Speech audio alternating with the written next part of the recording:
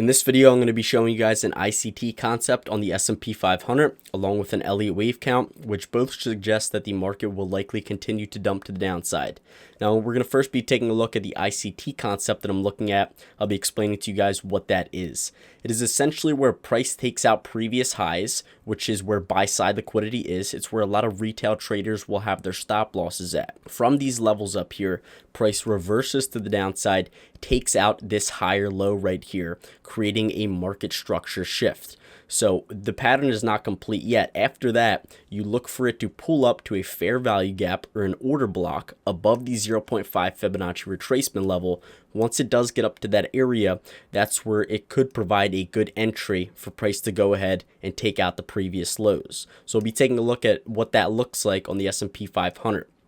So what's the first thing that we look for? We look for some sort of liquidity to get taken out. So when we draw a horizontal line across these highs, this is likely where retail has their stops above.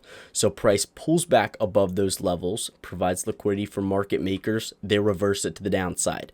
What's the next thing you look for? You look for it to take out this higher low right here, creating a market structure shift. So what happens next? It takes out that low, and now you could see market structure has shifted. Instead of making higher highs and higher lows, now we have a lower high right here, which would indicate that price is going to return to a fair value gap. So we have the buy side liquidity up here.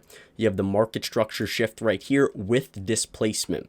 This is a very important part of this ICT concept, that when you get a move below this low right here, you see displacement, which is just an energetic move, strong candles below that level to indicate that it is indeed a market structure shift rather than just taking liquidity.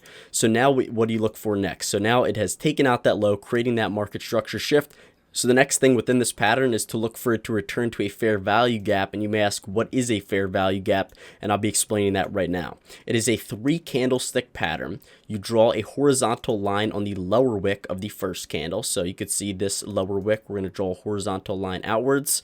I'm going to remove this line just to make it not confusing for you guys. And then on the third wick, you draw it from the higher part of the wick. So from the lower part of the wick of the first candle to the higher part of the third candle, you can see that there was no wicks traded in this area. It was just the body of this large candle to the downside. This creates an imbalance in the algorithm. There is more selling pressure than buying pressure in this area. So typically, price will return to that area. So we will mark this off. We're going to draw a rectangle in this area and label this as a fair value gap. So put the FVG right in there.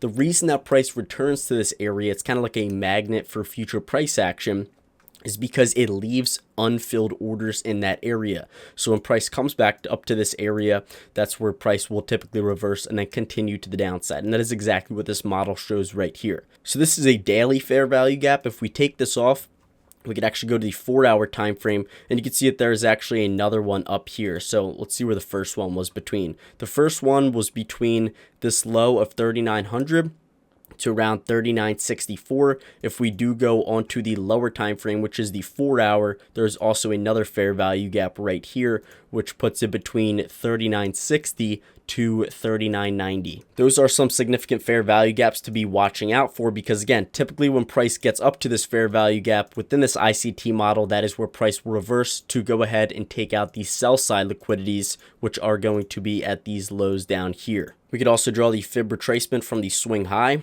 down to the swing low, and we can bring up the 0.5, 1.0, and 0.0, and you see that 0.5 is right in that area. So the next thing to do would be to enter in this premium area. You don't want to enter before premium. This is not financial advice. I'm just showing you guys what this model looks like. Now, it doesn't have to reverse in this fair value gap. It could pull up to the second one. So we could look at some other entries at the 0.618 and 0.786 for an OTE, which is an optimal trade entry. What this pattern basically shows is that kind of in this area between the 0.5 and that 0.786, you'll likely see a reversal back to the downside to take out these previous lows down here. Now, I do have some examples of these patterns actually playing out on real charts that I did share in my Discord. You can see that price took out this buy side liquidity up here, creating a higher high, and then price went ahead, took out this higher low, making a market structure shift because now it creates a lower low right here. Price return to the fair value gap. Typically, price will reverse in this area. Go ahead and take out these previous lows down here. So we were talking about in the Discord, as long as the price was below this 0.786 level at around 11,025, it makes more sense for the price to head downwards because there was a lot of confluence. You can see that price did reverse in that area, and it did take out sell side liquidity. Now from here, we also talked about how a lot of stop losses would be below these levels, and it's likely that price could reverse in this area and take out these highs up here because there is liquidity above those as well, and that did end up occurring late in the day on Friday, or actually it was throughout the whole entire day. So ICT is definitely an interesting form of TA. It's just smart money concepts, and I'm definitely going to start incorporating it more into my own technical analysis, so you'll start seeing it more on the channel. Also, if you guys are interested in joining my Discord, I do go over multiple stocks, multiple cryptocurrencies, and the US indices throughout each week, and I do have a lot more. If you guys are interested, click on that first link in the description. Now, to finish this video off, I wanted to show you guys two Elliott wave counts, which basically correlate with the ICT concept, which we just talked about. So on the daily time frame, what I see is that we have 3 waves down. Now, in Elliott wave theory, after you get 3 waves down, there's 2 things that could happen. It makes 5 waves up, or it makes a corrective wave before another 3 waves down. We did not get 5 waves up. We actually got 3 waves back up, and I believe that it's still correcting for a triangle for wave X right now. So what Elliott wave theory actually shows is that it's correcting up for a corrective wave in here before a push down towards these levels for a wave D, which is around 36 to 3,700. From that area, you could see 3 up before the next bigger 3-way move to the downside, which does take you down to around $27.50 to around this $3,200 area. That is what Elliott wave theory shows. I do believe that this count does have a very nice look right now. So when we do draw a Fibonacci retracement from the swing high to the swing low down here, what Elliott wave theory shows is that we have an impulse wave down. Currently, we are in the corrective wave back up, which likely will reverse between the 0.786 and 0.32 and pull back down lower. So it does correlate with the ICT concept.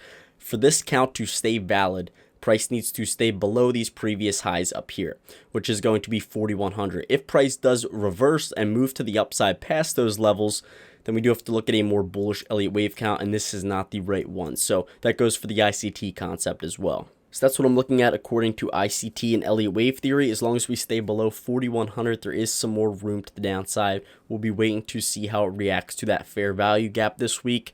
That's going to be it for this video. Again, if you guys are interested in joining my Discord, make sure you check out that link below. And if you guys are new to my channel, do me a favor and subscribe. That's going to be it for this one. I'll see you guys soon.